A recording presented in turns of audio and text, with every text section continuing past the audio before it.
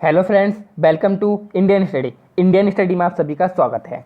जैसा कि आप लोग जानते हैं, डेली बेसिस पर आप लोग की रीजनिंग की क्लास चल रही है और ये क्लास जो है वो आपके यूपीएसआई, यूपी जेल वार्डन और दिल्ली पुलिस सभी एग्जाम के लिए काफ़ी इंपॉर्टेंट है। इस क्लास का जो उद्देश्य रहता है वो टाइम मैनेजमेंट का रहता है और स्कोरिंग गेन करनी पड़ती है आपको 20 क्वेश्चन 10 मिनट में।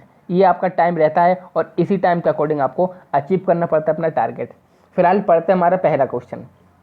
सभी देश राज्य हैं, सभी राज्य गांव हैं, कथनों के लिए उपयुक्त आरेख चुनिए। तो देखिए ऑप्शन बी जो होगा वो बिल्कुल सही आरेख होगा, क्योंकि देखिए ये देश हो गए, देश क्या है राज्य हैं और राज्य क्या हो गया गांव। तो गांव सबसे ऊपर हो गया, ये राज्य हो गया, ये देश हो गया। नेक्स्ट क्वेश्चन को चलते हैं।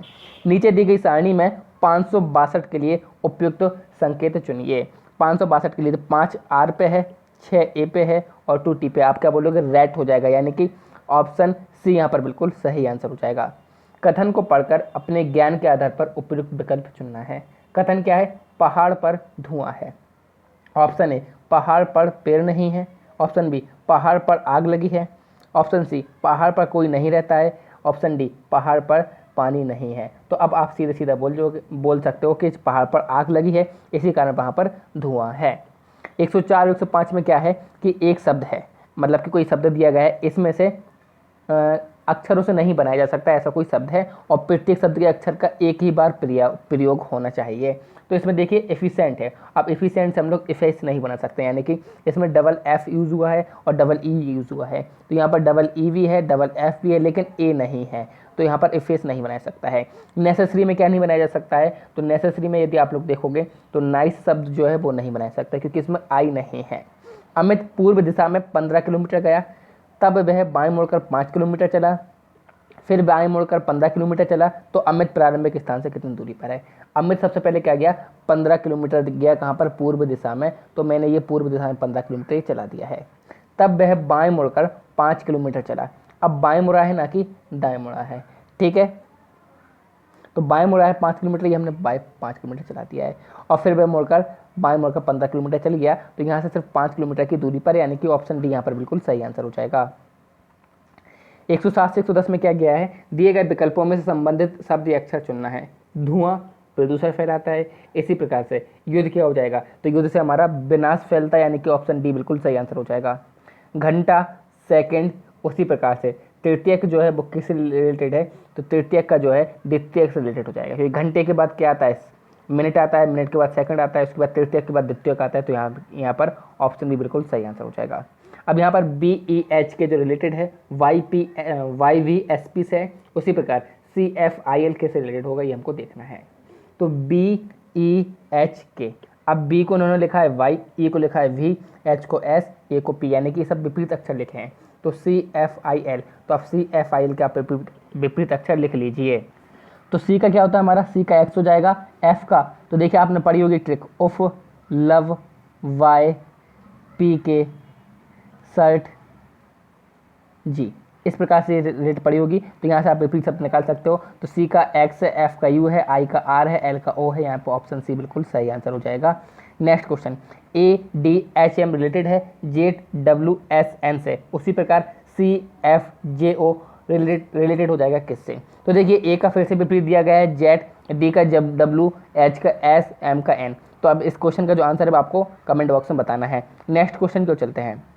निम्नलिखित में से एक अनुक्रम दिया गया है जिसमें एक पद लुप्त है। 4 दिए गए विकल्पों में से एक विकल्प चुनिए जो अनुक्रम को पूरा करें।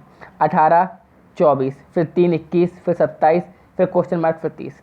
अब देखते हैं क्या हमारे पास चल रही है। तो देखिए 18 में यदि हम 3 ऐड करेंगे 21, 21 में 3 ऐड करेंगे 24, यहाँ पर देखिए 24 में 3 ऐड किए 27 और 27 में 3 ऐड किया 30। तो यहाँ पर क्या आना चाहिए? 24 आना चाहिए, यानी कि ऑप्शन सी यहाँ पर बिल्कुल सही आंसर होना चाहिए। Next question, 2, 5, 10, 17, 26, 37। अब ये किस प्रकार से चल रहा है? तो देखिए 2 में हमने 3 ऐड किए तो 5, 5 में 5 ऐड किए तो 10, 10 में 7 ऐड, यानी कि +3, फिर +5, +7, फिर +9, फिर +11, फिर +13 हो जाएंगे। तो 37 में 13 ऐड करिए आप, तो क्या हो जाएगा? आपको 50 मिल जाएगा, यानी कि ऑप्शन बी मिल जाएगा। A D H M question mark Z. अभी क्या चल रहा है? तो देखिए ए से डी तक गए तो +3 ऐड करना पड़ा, डी से एच तक गए तो +4 ऐड करना पड़ा, एच से एम तक आने में +5 ऐड करना पड़ेगा। अब एम से +6 ऐड करिए, +3, +4, +5, अब प्लस 6 ऐड करोगे आप, तो m में प्लस 6 ऐड करिए तो आपको s मिलेगा, यानी कि ऑप्शन सी यहाँ पर बिल्कुल सही आंसर हो जाएगा। दिए गए कथन को पढ़कर यह ज्ञात कीजिए कि कौन सा निष्कर्ष दिए गए कथन का अनुसरण करता है। कथन क्या है? सभी छकरे कारें हैं और सभी कारें गाड़ियाँ हैं। तो अब ऑप्शन पहला क्या दिया है, यानी कि निष्कर्ष पहला क्या दिया है? सभी छकरे गाड़ियाँ हैं। देखिए, जब सभी छकरे क्या है? कारें। तो मान लो ये छकरे हैं क्या है? कार हैं। और सभी कारें क्या हैं? गाड़ियाँ हैं। तो ये छकरे जो होंगे वो गाड़ियाँ भी होंगी, यानी कि पहला तो सही है। उसके बाद सभी गाड़ियाँ छकरे हैं।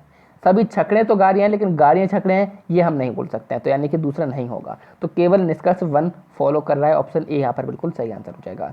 नीचे दिए गए आप व्यू के आधार पर प्रश्न में दिए गए शब्द के लिए उपयुक्त संख्याएं चुनिए। NUTS, तो पहला ऑप्शन क्या है? 01, तो 01 पर n है। चलिए, 03 पे u होना चाहिए, 03 पर u है, बिल्कुल है।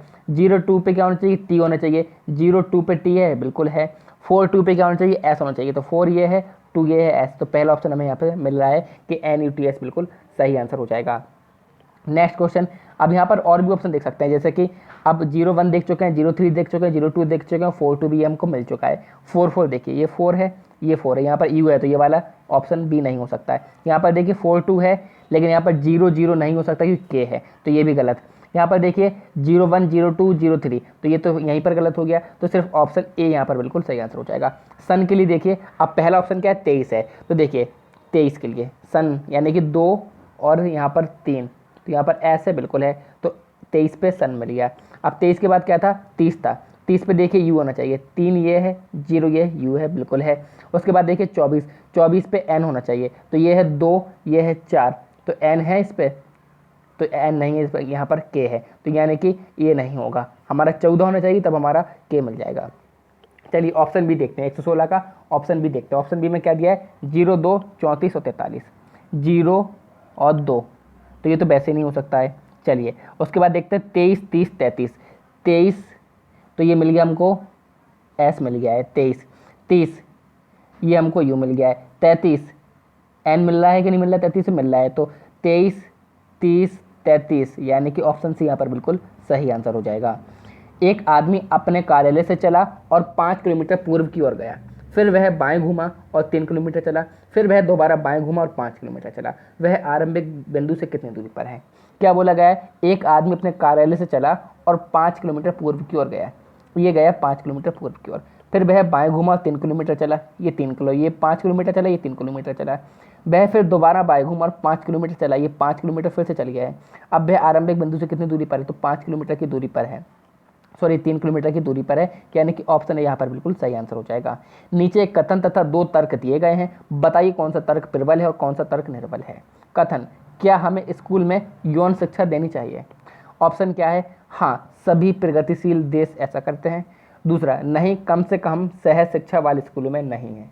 अब बताइए यहाँ पर हमारा आंसर क्या होगा। अब ये देखिए, आप अपने आप में क्या है, एक सोचने की क्षमता है, तो यहाँ पर मेरे हिसाब से ना ही एक तर्क सही होगा, ना ही 2 तर्क सही होगा। प्रश्न में दिए गए कथन के आधार पर दिए गए विकल्पों में से वह विकल्प चुनिए जिसमें कथन का भाव अंतर्निहित है। कथन क्या है? ध्रुवों पर बर्फ पिघलने का मूल कारण कार्बन डाइऑक्साइड है। क्या है? जो बर्फ पिघल रही है उसका मेन कारण कार्बन डाइऑक्साइड बोला गया है। अब ऑप्शन ए क्या है? वैश्विक ताप निरंतर घट रहा है। ऑप्शन बी क्या है? वैश्विक ताप निरंतर बढ़ रहा है। प्रभु सृष्टि से रूठ चुके हैं, इंसान वहां जाकर आग जला रहा है। तो ये तो देखिए डी तो हो ही नहीं सकता कि इंसान वहां जाकर आग जला रहा है। ठीक, अब क्या हो रहा है? तो जो कार्बन डाइऑक्साइड है ना, वो हमारा पृथ्वी का टेम्परेचर बढ़ाती है और उसी कारण पृथ्वी के टेम्परेचर में वृद्धि होती है। तो वैश्विक ताप क्या हो रहा है? निरंतर बढ़ रहा है, यानी कि ऑप्शन बी यहाँ पर बिल्कुल सही आंसर होना चाहिए, जबकि ये कुछ यहाँ पर सही नहीं होगा। आई होप वीडियो समझ में आई होगी, तो प्लीज़ वीडियो को लाइक करिए, शेयर कीजिए, सब्सक्राइब कीजिए इंडियन स्टडी के हिंदी यूट्यूब चैनल को। Thank you all of you. जय हिंद, जय भारत।